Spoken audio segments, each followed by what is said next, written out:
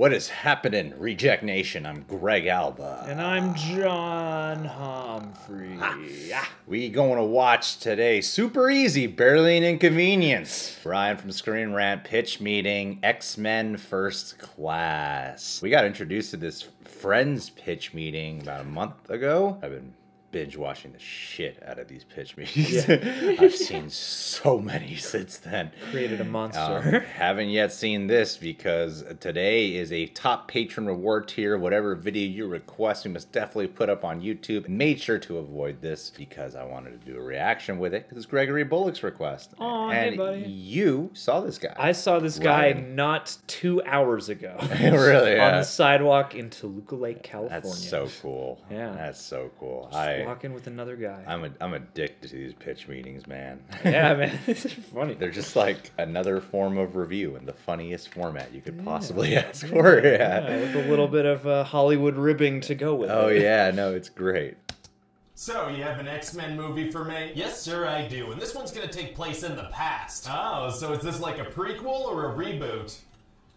Yes. Well, okay then. We're gonna start off in a Nazi concentration camp, and this bad guy Shaw is gonna kill Magneto's mom. Well, that's not very nice of him. It's not. So then Magneto's powers get unleashed, and he just destroys everything. He kills guards, he shoots metal everywhere. Sounds exciting. Yeah, so this guy Shaw is like, oh, okay, good to know. Your powers are unlocked by pain and anger. Wait, Magneto didn't do anything to the guy that actually killed his mom? Nothing at all, because we still need him for the rest of the movie. Okay, so he needs to not get hurt. And at the same time, we're gonna have Baby Mystique break into the X-Mansion and meet Baby Professor X. Why does she break in there? Because she's scared and hungry, so she wants to look in the fridge. She's a hungry child, so she breaks into a mansion and raids the fridge. That's what we're going with. Huh, then we're gonna jump forward like 20 years and grown-up Magneto's gonna be on the hunt for Shaw because he wants revenge. Wait, what happened in those 20 years? Unclear. How did he escape from Shaw? I don't know. Why is he just now on the path to revenge? Because this is when the story starts. Well, okay. So anyway, Magneto tracks down some former Nazis in a bar because they'll know where Shaw is. Okay. And then he kills them. But he gets information from them first? No, he just kills them. Well, it's gonna be tough for him to find Shaw if he just killed the guys who know where he is. Actually, it's gonna be super easy. Apparently an inconvenience. Oh, really? Yeah, see, in the bar, he sees a picture of Shaw on a boat in Miami. Okay. Yeah, so he knows that Shaw is on a boat in Miami, and there's no need to question them at all. But that picture could have been taken at any point in time, and since he's on a boat, he could be anywhere in the world by now. Well, that's a good point, but it turns out he is still on a boat in Miami, so it all works out. Oh, and what's going on with him now? Well, it turns out Shaw can absorb energy and reuse it, and he also has a couple of other bad guys on his crew. Oh, yeah. Well, there's Emma Frost, who's a telepath and can turn to diamonds. There's Nightcrawler, but red, and there's a guy who needs to leave us sometimes. Wow, and what's Shaw's plan here? Well, he wants to trick the USA and Russia into starting a nuclear war so all the humans can die and the mutants can survive. If he has a telepath and a teleporter, can he just get into the specific room he needs to fire the missiles himself? Probably, but he's gonna go with this complicated plan instead. How come? So the X-Men can stop him. Fair enough. Anyway, so Professor X is gonna end up going to talk to the government, and then he's gonna do this cool thing where he just freezes everybody just so he can talk to one person. Oh, he can freeze everybody. That's gonna be useful moving forward. Yeah, you'd think so. So then he and Magneto are gonna go on a little recruitment mission and make a team of mutants. Oh, that's fun. And we're gonna find out how they all got their nicknames. How does that happen? They gave them to each other. Oh, okay, yeah, that's pretty straightforward. Anyway, Shaw is gonna end up attacking the base where they're all hanging out. Why does he do that? Well, he goes to see them like, hey, you guys want to join me? And most of them are like, no, so he's like, okay, never mind. Why doesn't he kill them? Well, he does kill one of them, but only because he tried to attack him. Well, who does he kill? This dude named Darwin, and he has the power to adapt to anything to survive. So how does Shaw kill him? With like a ball of energy? And how come he's not able to adapt to that? Because. Fair enough. There's also this dude, Hank McCoy, that really wants to find a cure to some of the weird physical stuff that comes with being a mutant. Oh, right, because he's blue and hairy, right? Not yet, actually. He just has some weird feet, but he wants a way to hide them. What about, you know, shoes? Meh. Oh, ignoring the existence of shoes is tight. What's up with your toes? You can't see my toes right now. Sure I can. Anyway, so Hank ends up making this serum using Mystique's blood. But right before the big final fight, he tries it, and that turns him blue and hairy. Why would he test something like that right before going to save the world? You want it to look look good for the big fight, I guess. Pretty weird priorities. He didn't want to hurt his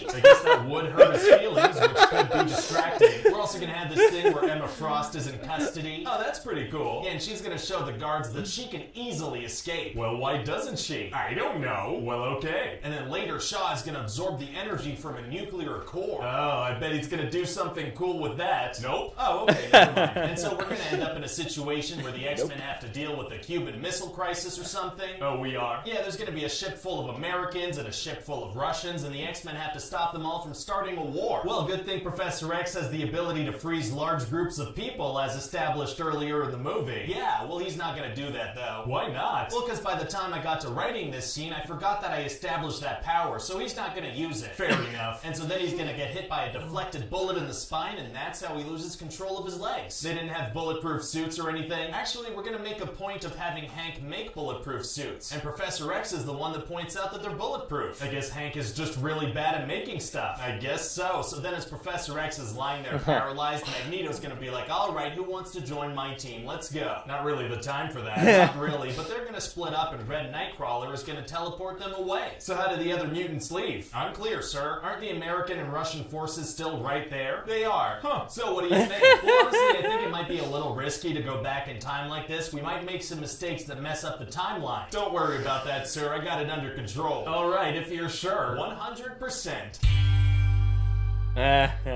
15 unexplained. Hey guys, it's Ryan here. Hope you enjoyed that pitch meeting. We have a ton of these on the channel that you can check out. You can also leave me a comment down below letting me know what other movies you'd like to see pitches for. Don't forget to like, comment, subscribe, share on Facebook and Twitter, spread it around. And as always, check back soon for a new pitch. Bye-bye.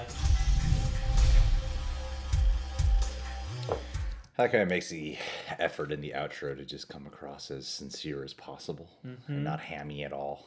Yeah, you know, he spent the last 5.5 minutes being hammy as hell. Yeah, it was like, I just gotta make sure that people don't think this is just, you know, how I am. I don't want people to think I talk this way. In some ways, I feel like this segment could be called plot holes. Yeah. Because of how they poke fun of how he pokes fun at how, like, a lot of these script problems are, a lot of the times his jokes are just like, you know, super easy, barely an inconvenience. Just cuz. Yeah. Fair enough. You know, like, there's a couple of, like, reoccurring jokes that he uses for all of his segments, and I love that.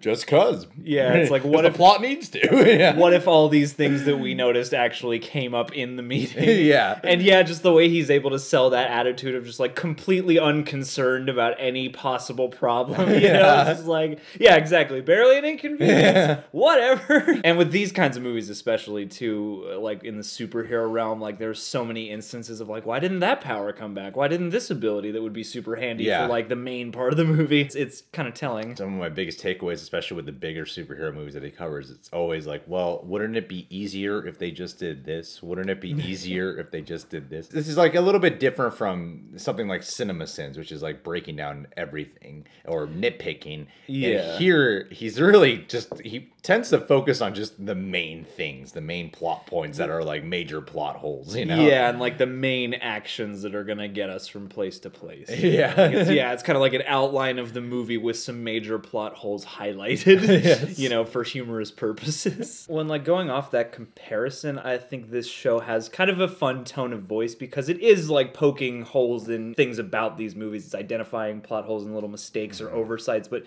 not in a way that feels like malicious or like he's getting a kick out of just like tearing this movie apart. Like it seems like it's all in good fun, especially in the way that the two characters are played, because you could easily skewer the exec character specifically, and it is kind of biting, but I just love the kind of tone that he strikes with both of those characters because they're both just so happy-go-lucky. Yeah, well, they both have this approach of like, let's just make money. Yeah, and just the little motifs that keep coming back, like every time he's like tight, you know, this thing is cool. From the beginning of this video, just that is a question that I've only seen X-Men First Class a couple of times, but every time I've seen it, I go, why didn't he just kill Kevin Bacon at the very beginning? Yeah, right. Why does he kill everyone else in that room, but he doesn't kill Kevin Bacon? And it's true, a lot of the time in these big Hollywood movies, a lot of these things move forward just cuz. A lot of things move forward because they have to. And what I like about his character approach as well, with these two. I like when he takes the time for them to question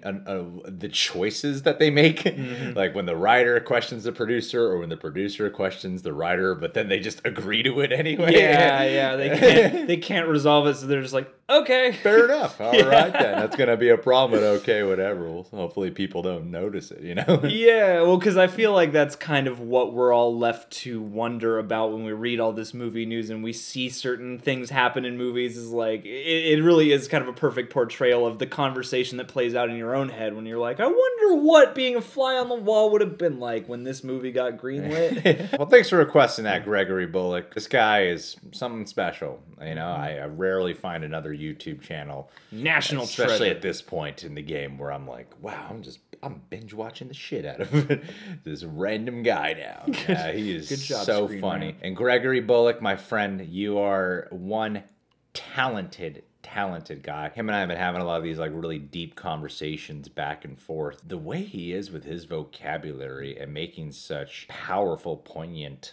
points about society, about culture, it makes me wish that he could put a lot of these words out there in his own fashion. I know he's talking about starting up a channel, wants to talk about movies and everything, but I feel like he can be something so much deeper than that, man. Like, there are times you write stuff to me where I'll just screenshot it and be like, that's how I'll start phrasing things from now on. Or you have kind of altered my point of view on something from how you have opened my mind in this new direction. Gregory, you're a deep, artistic guy, and I hope you keep at it, man. I hope you start to create more art and put it out there in the world. The world needs more people like you. You have velvety pipes and a calming disposition, and now I'm going to start going through y'all's messages and just eavesdropping. Ooh, no, we talk a lot of shit about you. Really? No. Oh, gosh. Is it poignant at least? Like an insult that I'll read and be like, well, that hurts, but it's undeniably beautifully phrased. Feelings getting hurt are tight. Tight! You guys can subscribe to ScreenRant, subscribe to the Reject Nation, click that notification bell, and we'll catch you on the flippity flip.